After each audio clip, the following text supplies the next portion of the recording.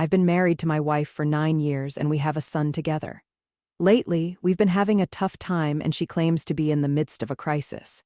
We attended couples therapy 2 weeks ago and things seem to be improving.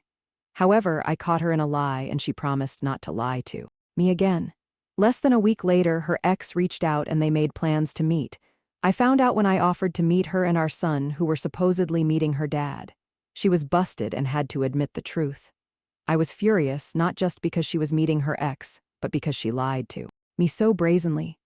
When she got home, I demanded answers and it turned out she had deleted all their texts to cover her tracks.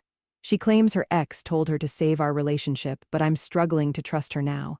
I love her and don't want to split, but I don't know if our relationship is salvageable. I've asked her to commit to saving our relationship and seek help, but I'm also preparing for the possibility of divorce and minimizing damage to our child.